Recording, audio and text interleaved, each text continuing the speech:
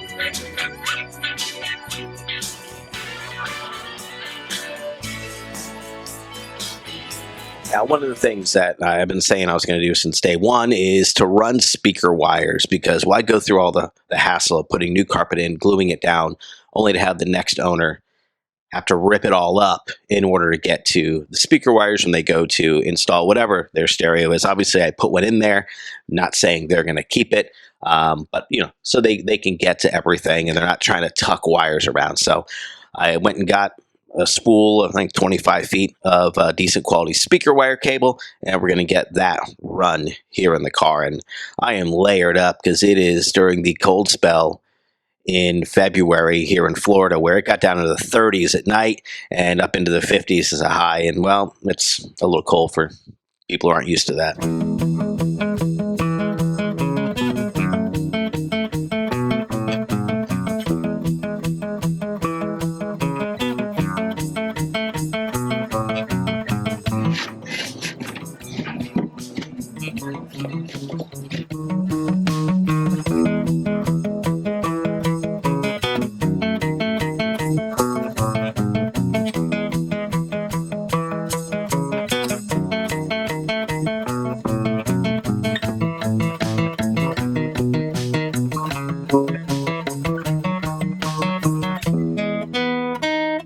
All right, so we're fast forwarding here a little bit. I allowed the carpet to just sit in the car for a good 30, 36 hours, just to make sure everything was settled. This is the rear, the front, everything but like the kick panels and the side of the console. I just wanted to make sure everything was settled and flattened out where it was going to be. Then I came back and I used quite a bit of glue to glue it. You're seeing one of the phases of glue. I ended up coming back and doing a little bit more one early morning because it just wasn't holding as good as I wanted it to. But, you know, like with anything, you got to kind of test the waters. This glue, I probably won't buy again. I'll probably go with the glue that the carpet manufacturer sold on their site. Clearly, it's, you know, it probably fans out better and it gets better coverage. Where this, it covered, but it wasn't as good as I had wanted to, so it created a little bit more work for me. That is not glued. This is.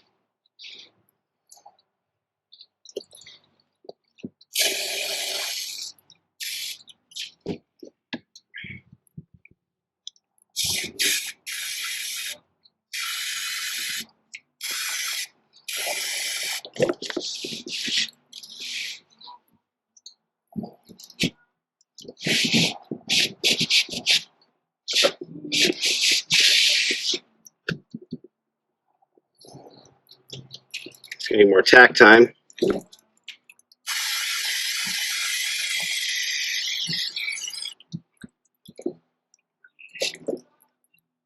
Woo.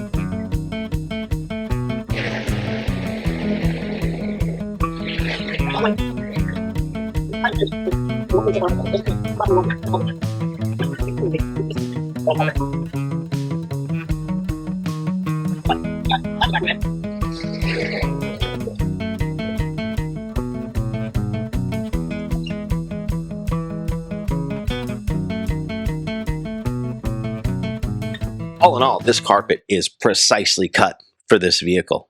Really impressed. It was under $500 or right around $500, and it showed up within a week. I will absolutely be doing business with this company again on some of the future builds that I've got planned. I'm just taking some scissors here and just trimming up some of the areas where I want to just tighten up the look and feel a little bit.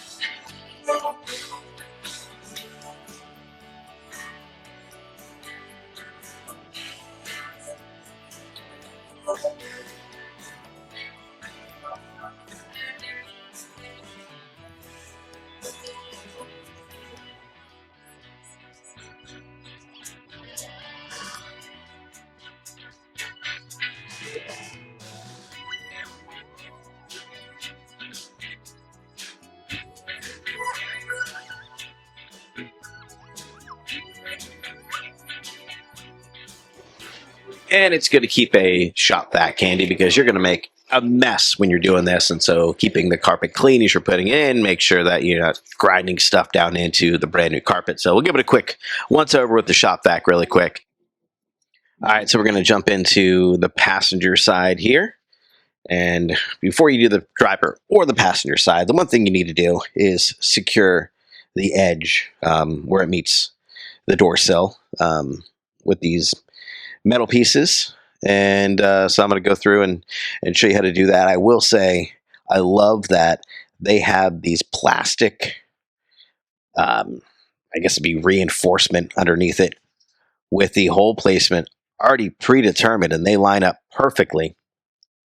And so you know where to kind of start your holes at.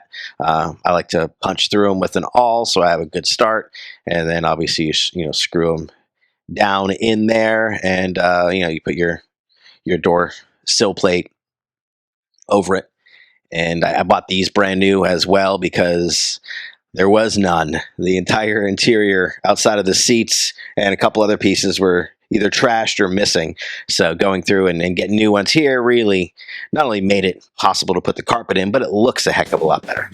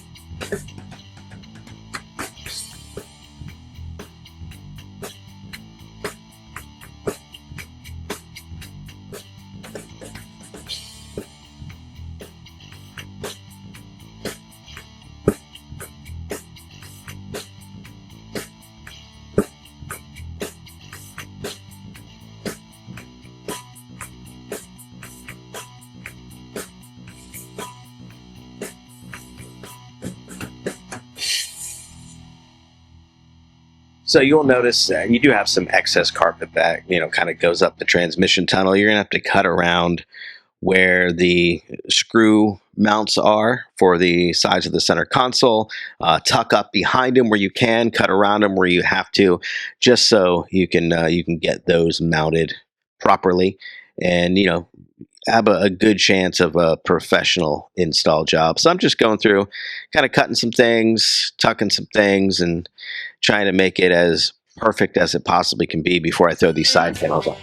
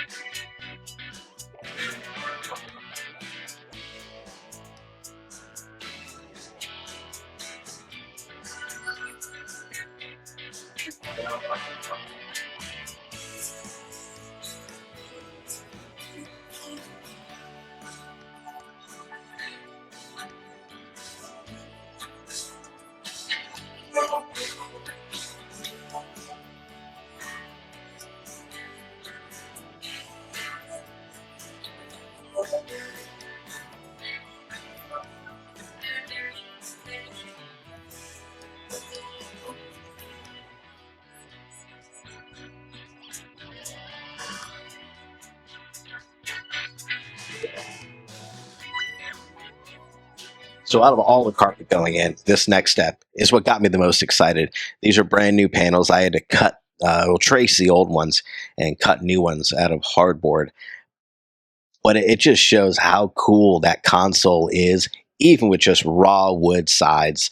Those would look really cool in, a carbon fiber and a resto mod. But for this one, we're obviously going to cover them in carpet. I've seen some people cover them in vinyl, but if you're going through and you're doing this and you don't replace these, whether you make your own or buy new ones, you really are cutting a corner. You don't need to cut unless they're absolutely perfect, which 40-something-year-old car good luck with that. But getting these cut and fit in there really was the piece that got me the most excited.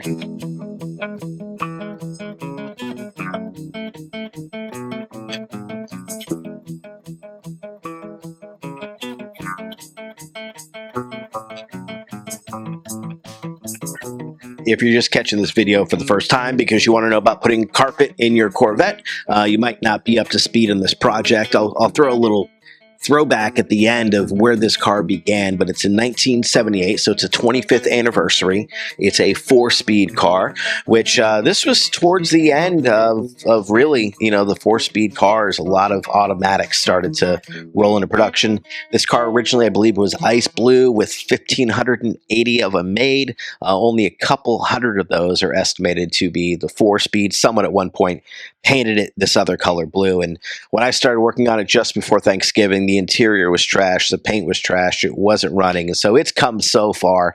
And to be able to be meticulous about getting these console side covers as perfect as they possibly can be makes me so proud. As I wrap this project up, the car is sold. It was sold before the carpet even came in, and that was the thing I told the guy is I want to make sure that this is right before you get it. So we're gonna wrap this up, and then we'll do a quick once over of the car, a little before and after, as we close the door on this, what ended up being a 75-day Corvette revival. I want to do a final video of the 60-day revival. We're here on day 75. Go figure. Look at that interior. She's looking good. Looking good. Got back area, carpet's all done there.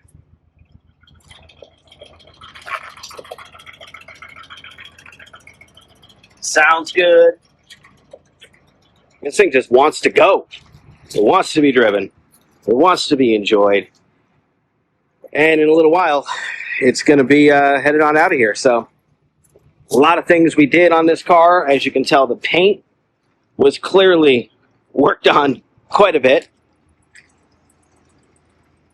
We pop the hood. And it is running like a top today. It is running good.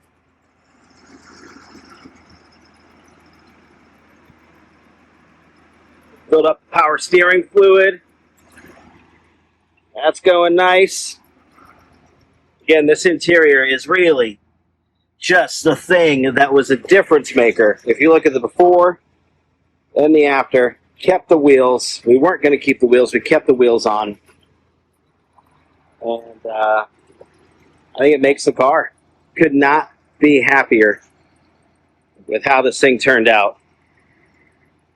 And we're probably about an hour away from this car going to its forever home, and it's the exact situation that I was hoping for. A guy and his daughter drove by, they saw it, and they're looking for a project to work on together. And that's exactly what this is going to be, but it's one hell of a starting point for a project. Let me throw the camera up under here. Nice new gas tank, frame. Everything looks nice, pretty fresh under there, considering the age of the car. And yeah, it is, it's humming right along. They definitely got themselves a great project car. And I'm excited to see what they do with it. I'm with mixed emotions that I see it go, but look, this isn't the last C3 in the cards for me. This just proves I can do it. Prior to, 75 days ago, I never worked on a C3. And here we are 75 days later, and I can confidently say that I can do a lot of the things, if not all the things, that need to be done to a C3. If not, I sure as hell will figure it out. So, if you take anything from this video and this series, test your limits, hold yourself accountable. That's why I started with 60 days, and we would have been done 15 days ago had I ordered carpets from the right place. I'll never make that mistake again. American Custom Carpets, just a stand-up job. I'm going to give it one more vacuum before he gets here. But this is the end of the 60-day revival. Turned 75 days. And I'm just stoked. Again, couldn't be happier and prouder of where we're at with this. And you know what? I know Wally, somewhere right now, Wally is smiling. I know he's not on the beach or by the pool. He's probably at a car show up there in heaven, but he's definitely smiling and enjoying this moment just as much as I am.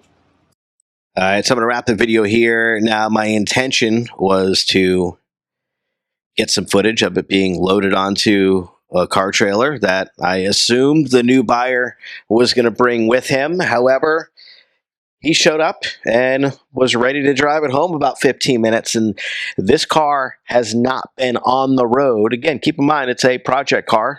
Has not been on the road in 10 to 15 years.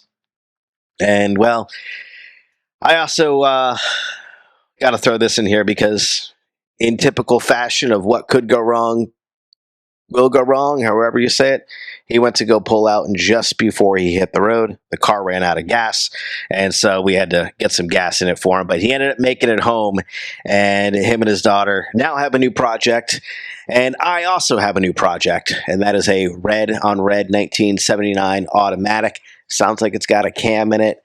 Car has some things that need to be done to it, and we'll be tackling that in an upcoming series. We're not going to go with a 60-day build. I really want to go through and make sure that I get things done, and I set realistic expectations, but this isn't going to be a one-year build. We're definitely going to move through things and get them right, but get it done quick. So with that, I urge you, if you want to follow along and see cool old Corvettes that have been projects sitting around for years, revived, brought back to life, whether they're for a daily driver, a cruiser, a show car, or even just another project car. That's what we're all about here. Corvette Revival on all the socials. Hit subscribe, hit that bell so you know when I post a new video. We've got a couple videos that are going to be hitting you pretty fast and furious over the next couple weeks. But this is what it's all about. It's about saving old project cars. And to quote Wally, the talking is the easy part. Here, we're doing it.